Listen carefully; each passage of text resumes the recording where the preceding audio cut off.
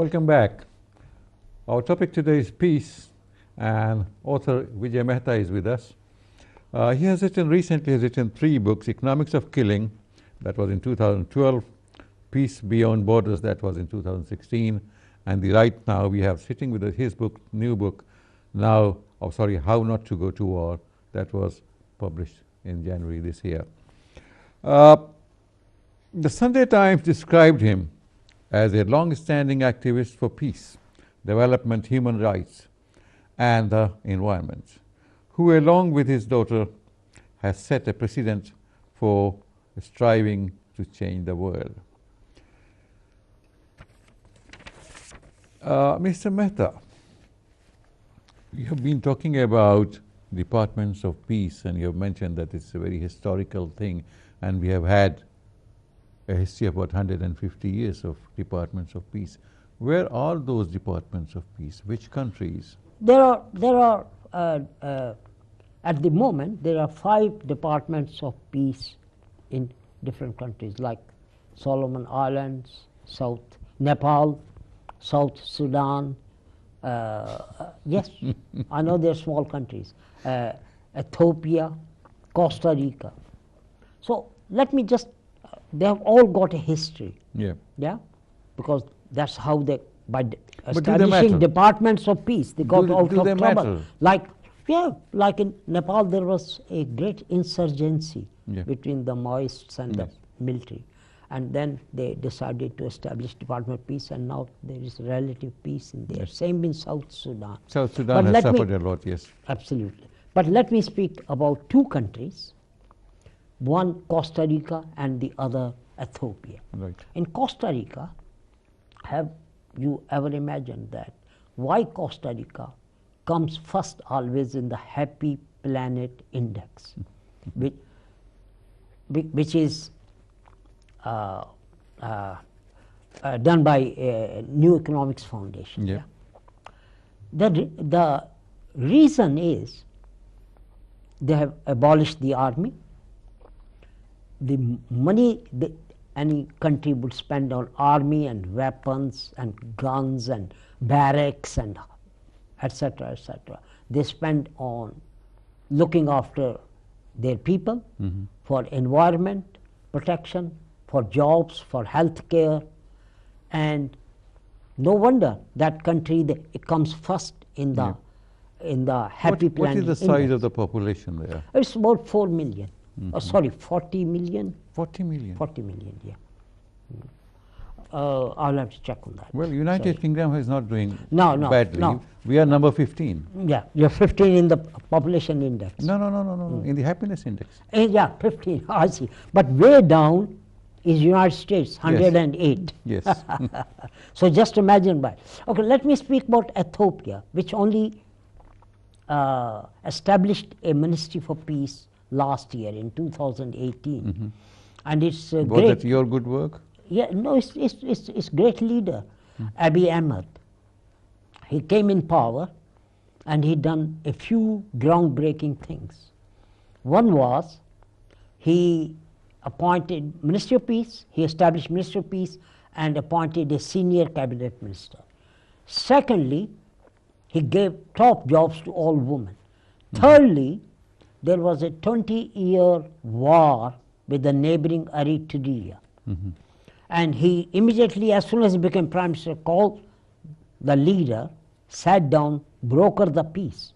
Now, at this moment, the flights have resumed, visas, countries, people are going from one place to the other. The embassies are opened. So what you can see what kind of effect Department for Peace or Ministry for Peace can have.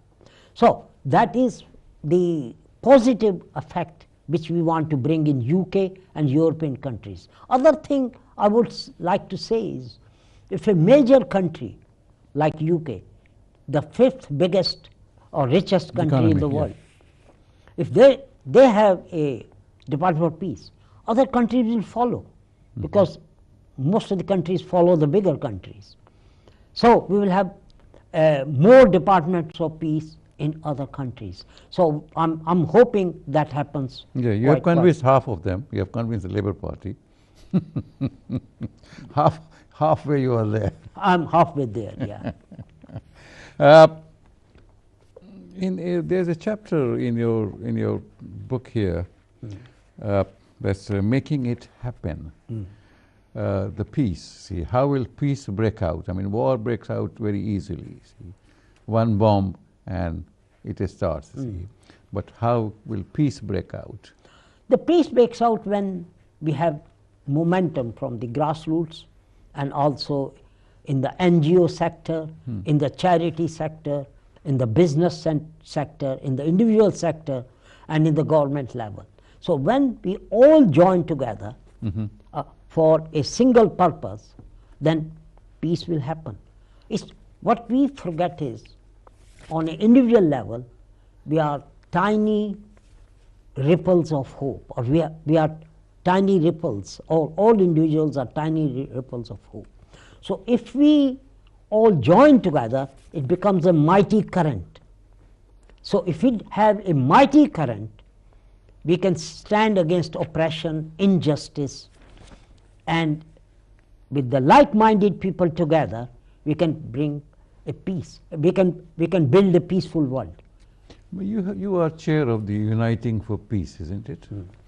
Are there other organizations like this working in other countries with the same agenda? Yes. Yes, there is an organization, World Without War, in the US. Yes.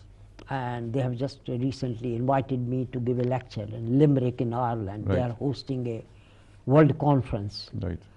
this October. So I'll be going there. And there are conferences, first of all, the United Nations was built on the premise after the Second World War. Are you happy with the achievements of United Nations? Well, it is a governmental body, a body in which 193 countries are members. Yes. So, United Nations is as good as its members. If the members decide to have peace, then we will have peace. No, but if you have 8 or 9 members having the veto, Power, yeah.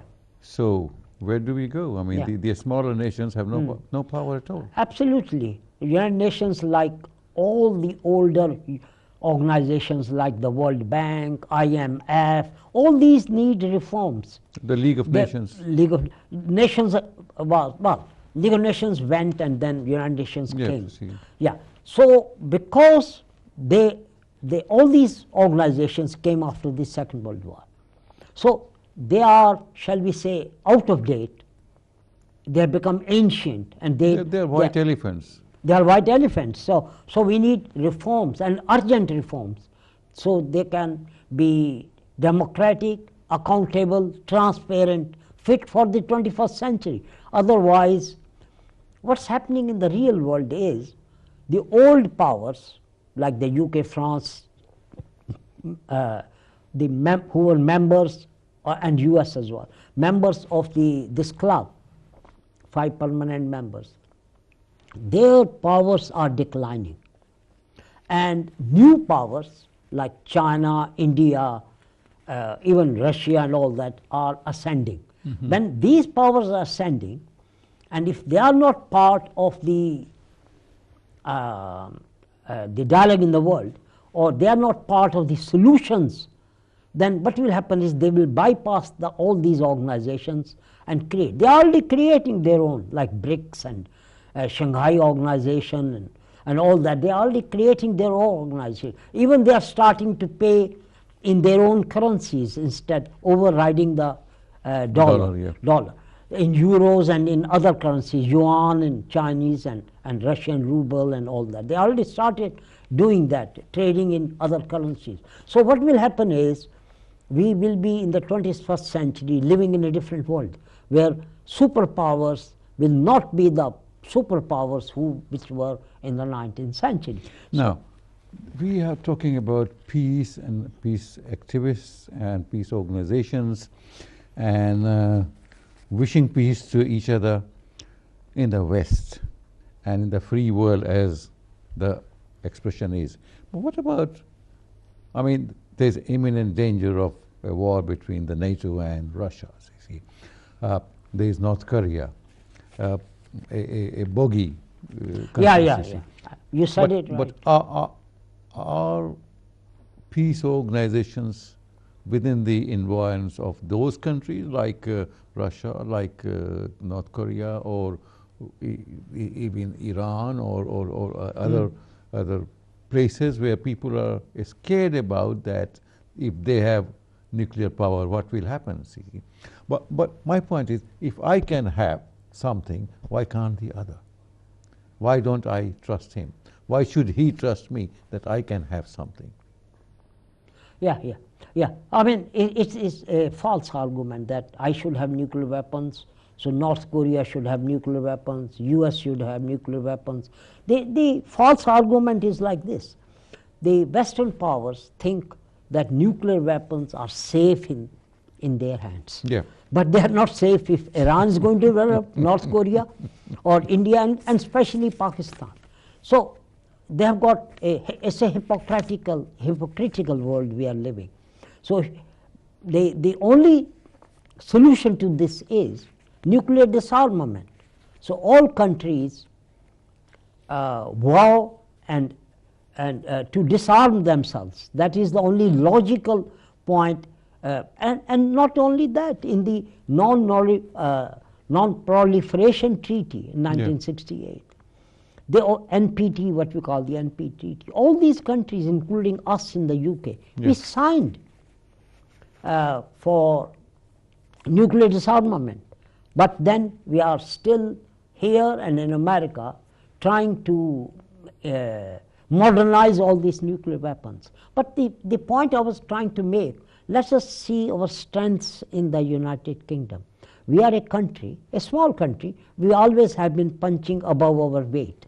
What I meant is that we are small in size. Yeah, but we have got a great influence, we forget. Yeah. We are a member of the United Nations Security Council. We are a member of G7, member of G20. We are the ones who founded the Commonwealth. Yes.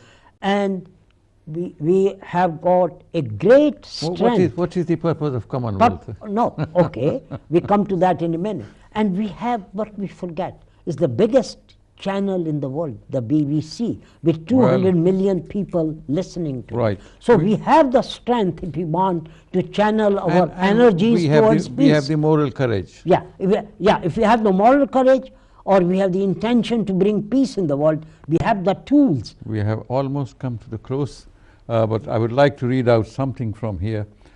When the power of love overcomes the love of power, the world will have peace. On this very peaceful note, thank you very much for coming along, Mr. Vijay Peace Mehta. Thank you so much. Yeah. Thank you for inviting me. I hope that you have enjoyed the show as much as we have, and inshallah, I again say the same thing. Salaam alaikum. Peace be upon you until we meet again next week, same channel, same time.